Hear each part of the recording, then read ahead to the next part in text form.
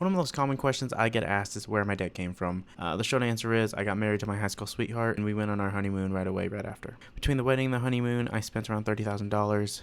And before the trip, I already had $12,000 of debt from my car and some other miscellaneous items. After we got back, the rest of the debt came from normal life stuff, groceries, bills, and some Christmas gifts. But breaking down the full wedding costs, it's a whole separate video.